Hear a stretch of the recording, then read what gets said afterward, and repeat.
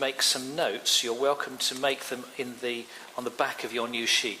The majority of the outline is there. So please do take your Bible and turn to Genesis chapter 19. And what I'm going to do is just read the passage as I talk through it. An ancient tradition that they did in the Old Testament. Just to fill you in on where we are in our story of Abraham, we are talking in these Sunday mornings about the life and the ministry of Abraham. And we are seeing that God worked remarkably through this man, even though there were some times of great tension and failure. And today, in Genesis chapter 19, please do look at it in your Bible, you'll see that we are talking about the destruction of two cities, Sodom and Gomorrah. Now, Sodom and Gomorrah were wicked cities, and as we read through the passage, we're going to hear how God destroyed them. And you may say to me, what possible relevance does that have for me today? But I hope as we read it through, you'll begin to see something of what God is saying through it. So I'm going to start at verse 1 and try and find my clicker somewhere. Here we go. If I could have the laptop feed, that would be great. Ben is up there working frantically to give us the laptop feed. That's fantastic. Here we go. And in this passage, we're going to see that God is both our judge and our defender. When Genesis chapter 19 starts, we have a situation where Abraham is being visited by three men. And it turns out that these are three angels, one of whom he associates with God himself. This is a visitation from God who is going to bring judgment on these two cities. Now, the two angels have left, and we'll pick it up in verse 1. The two angels arrived at Sodom in the evening, and Lot was sitting in the gateway of the city, indicating that very probably he was a judge or a man of influence at that time. When he saw them, he got up to meet them and bowed down with his face to the ground. "My lords," he said, "please turn aside to your servant's house.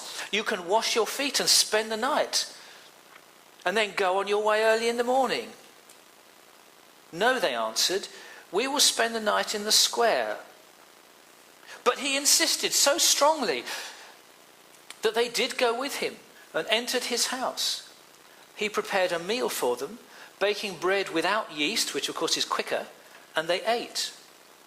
Before they had gone to bed, all the men from every part of the city of Sodom, both young and old, surrounded the house. They called out to Lot, "Where are those men who came to you tonight?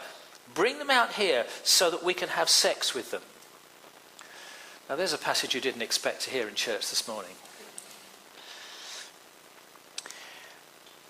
I want to try and unpack this chapter to show two things at least.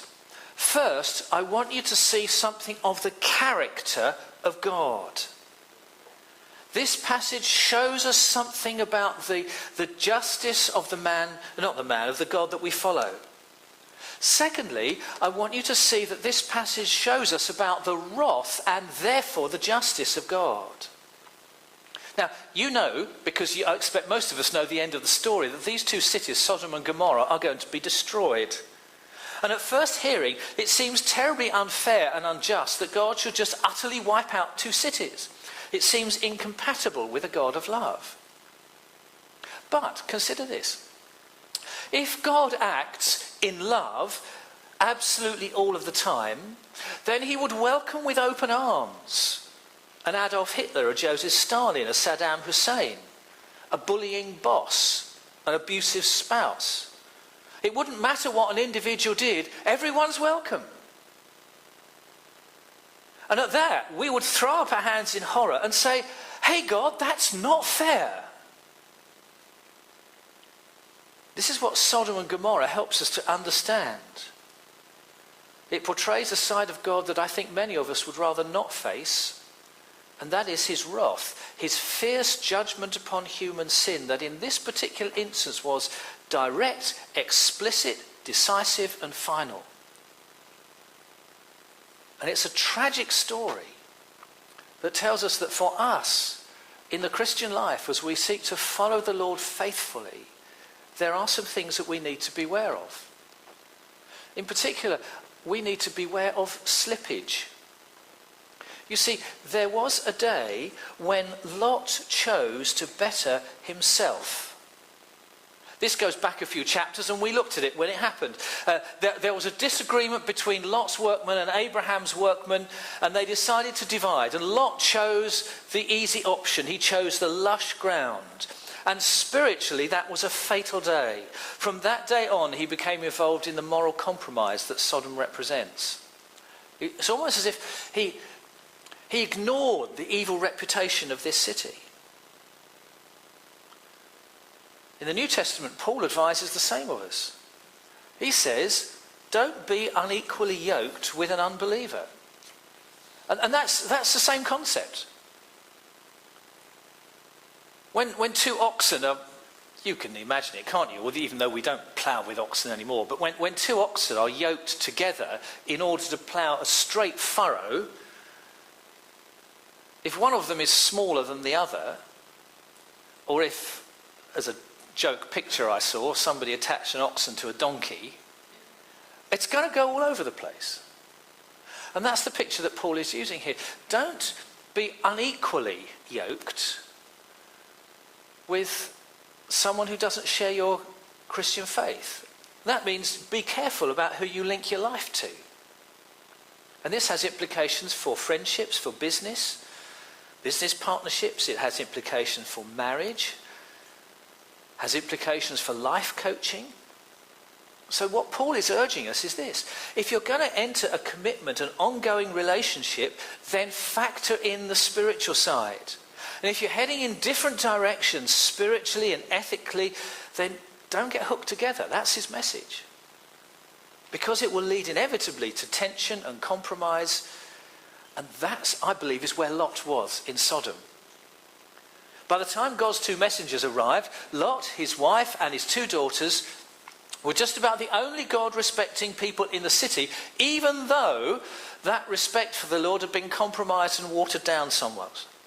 So if beware of slippage, of slipping in our Christian faith is one thing, then the next thing I want us to beware of is of compromise.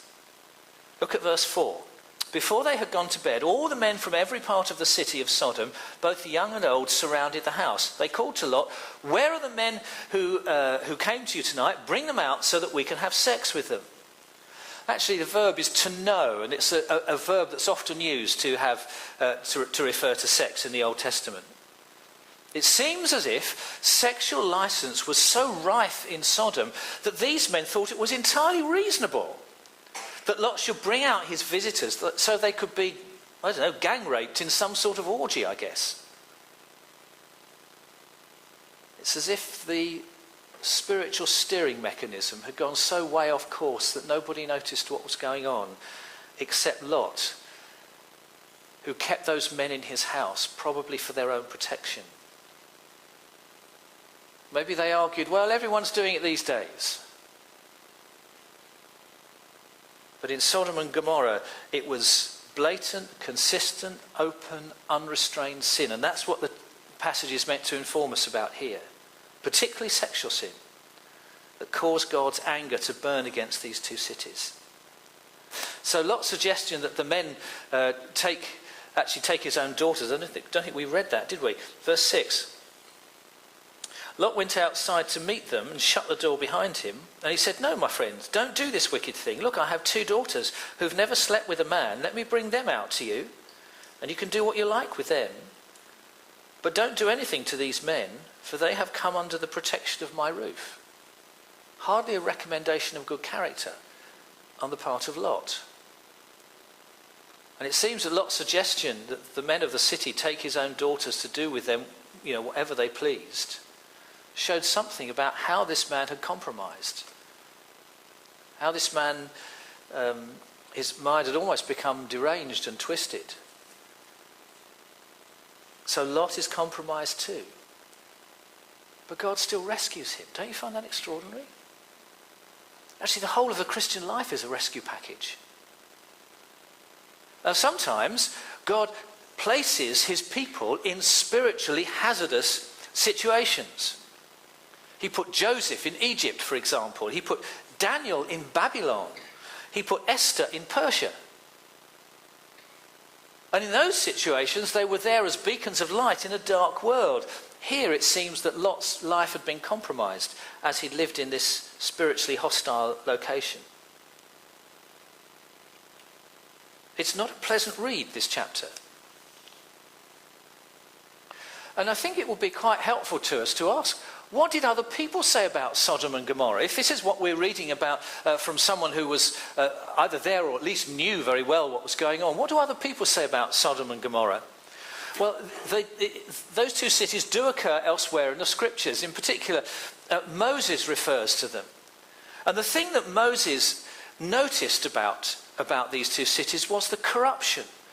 He argues that it was the corruption in the city that brought about God's wrath.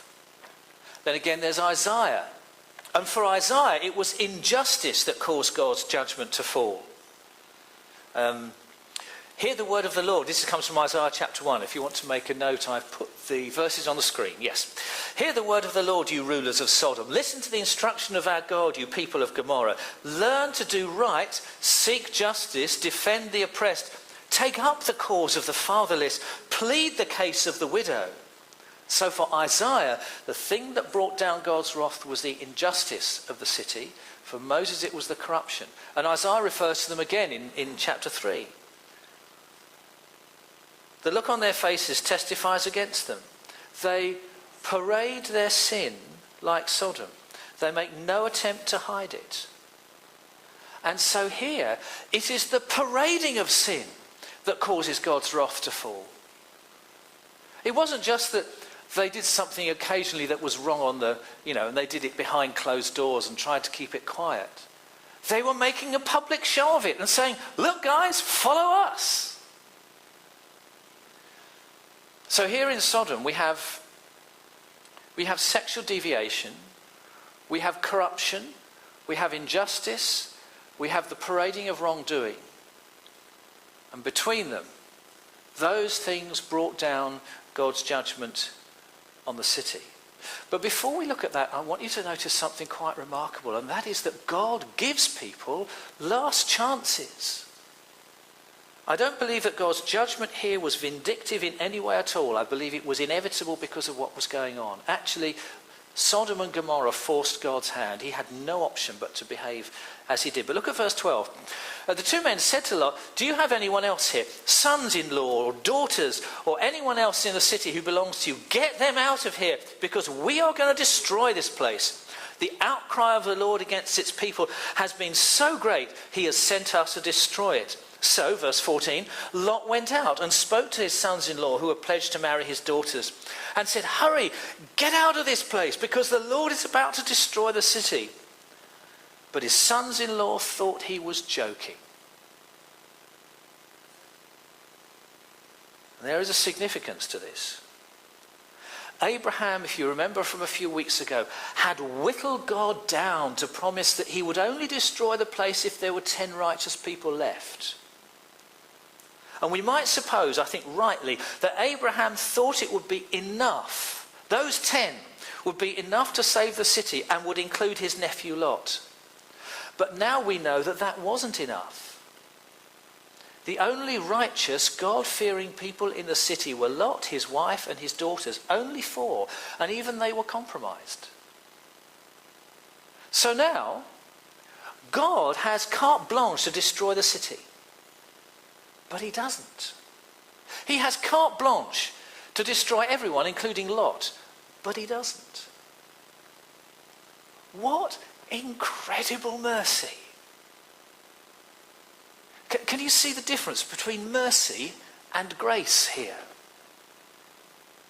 Mercy is us not getting what we deserve. And grace is us getting what we don't deserve. So God is merciful to Lot, even though he has the right now to obliterate the city. And he rescues this man and his family. And so here we come to two of the great statements about God, which we say every time we use the Apostles' Creed. He is our judge and our defender. Let's first think about him as our judge. We have a God of moral purity and holiness. And I'm glad we have a God like that, because if the world was founded on principles of duplicity or anything other than holiness, it would leave us fundamentally insecure. We couldn't trust him completely. We wouldn't know where he stood in the moral realm.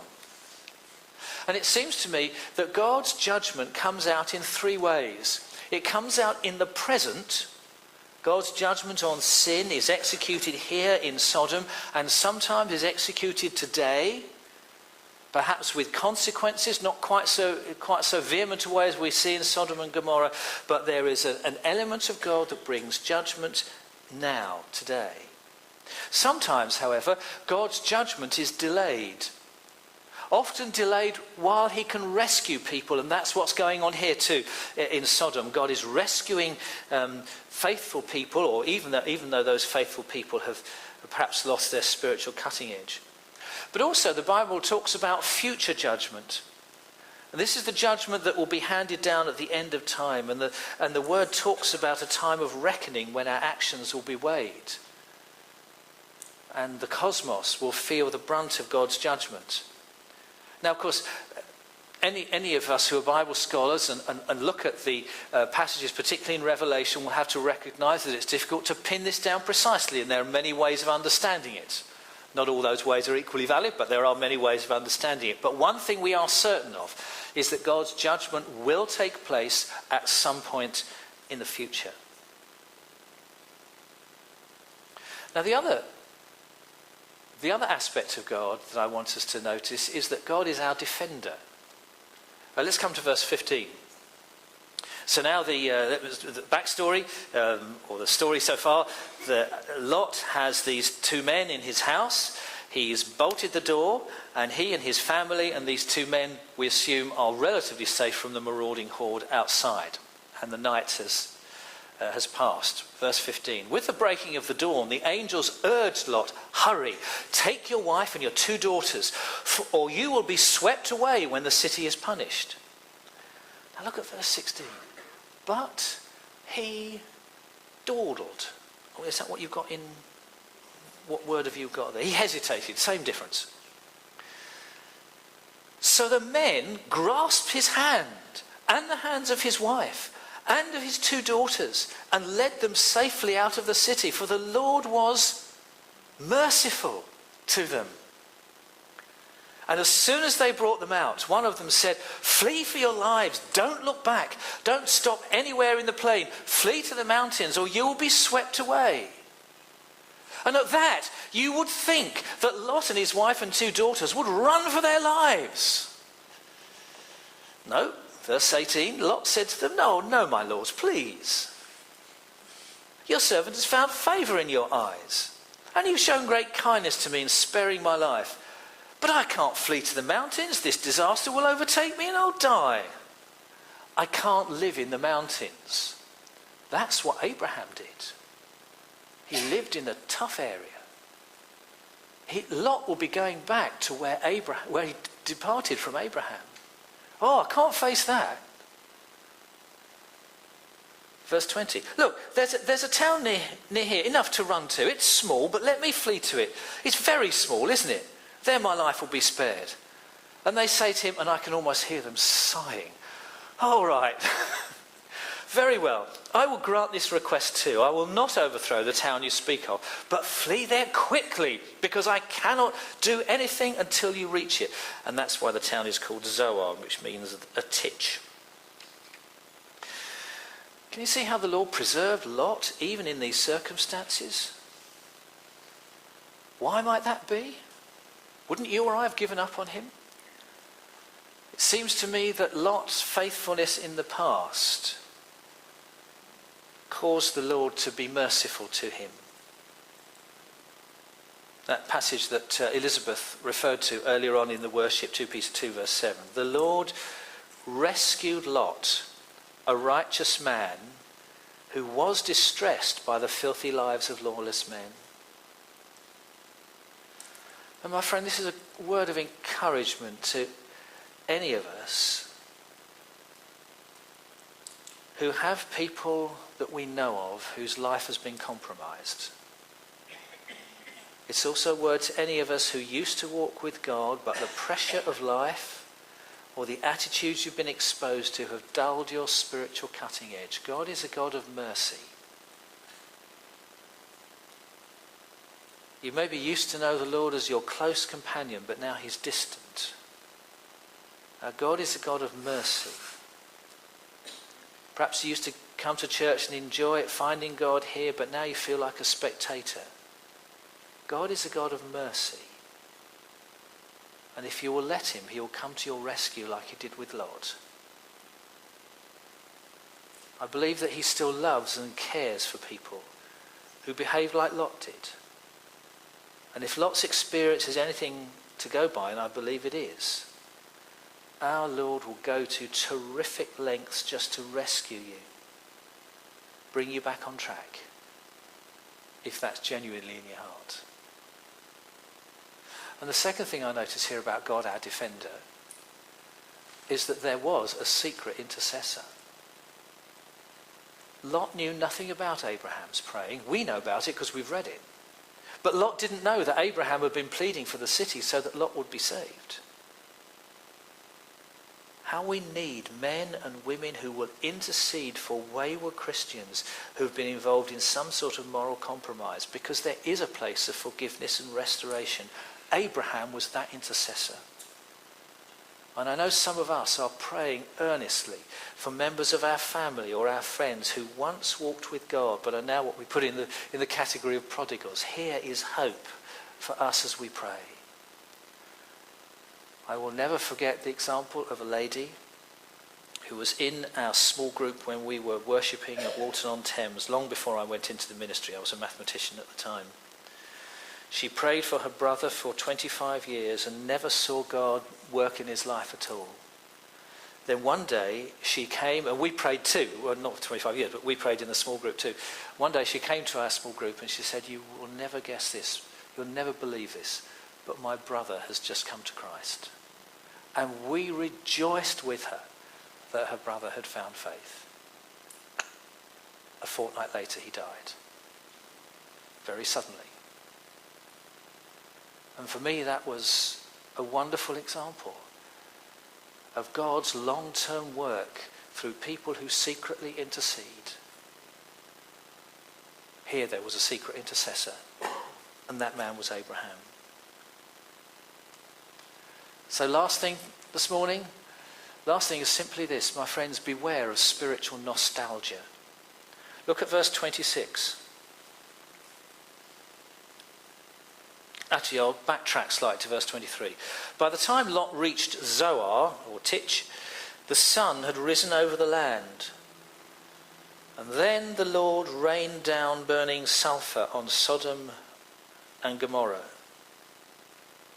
Now, whether this was a volcano, or whether it was some kind of eruption, whether it was a natural phenomenon that God initiated, or whether it was something quite divine, we don't know, and actually it doesn't matter. So far as the lessons that we're learning is concerned, God rained down burning sulfur on Sodom and Gomorrah at that very moment.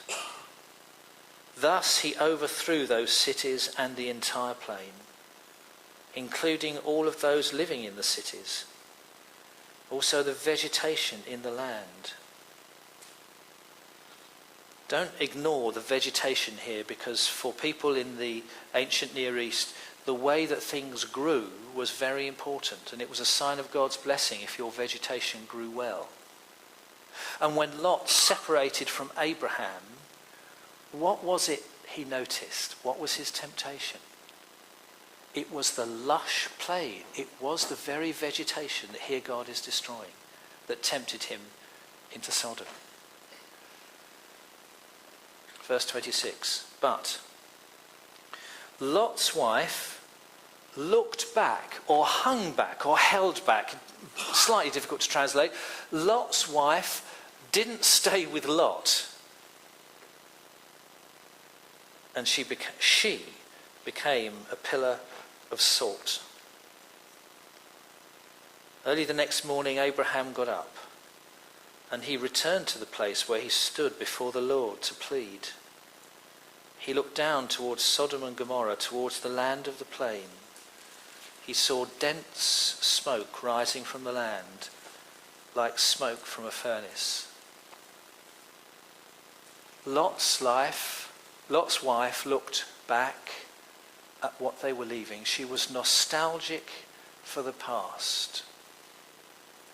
And my friends, we need to be careful that when we look at the past, that if we are nostalgic for things that are not of God, then that can compromise our life in the present. Beware spiritual nostalgia.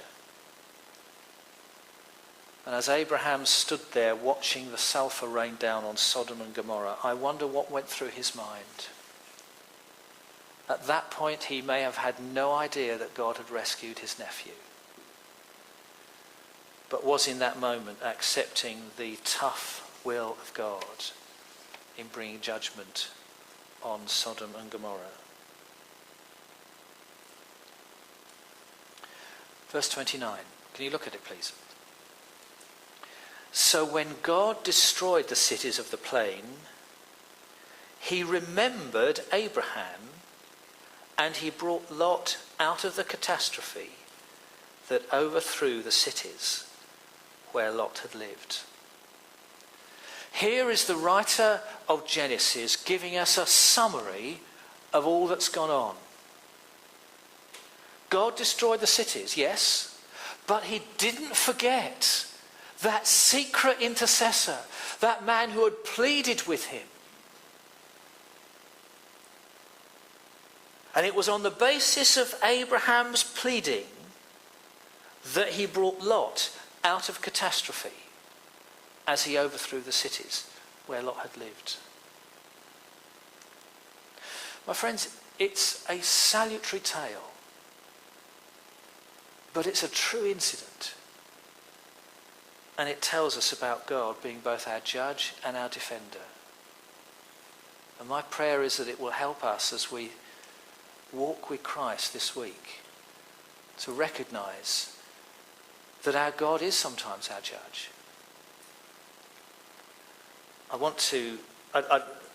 I should really leave you with the scriptures. Can I just leave you with a quote from The Lion, the Witch and the Wardrobe? In The Lion, the Witch and the Wardrobe, God is portrayed, it's an allegory, by Aslan, the lion. I expect some of you would have read The Lion, the Witch and the Wardrobe. And there's a moment where the children ask, I think it's Mrs. Beaver, about Aslan. And they say, is this lion okay? What's this I hear about a lion? And Mrs. Beaver said to them, is Aslan safe? No, of course Aslan is not safe. But he is good. God is our judge and our defender.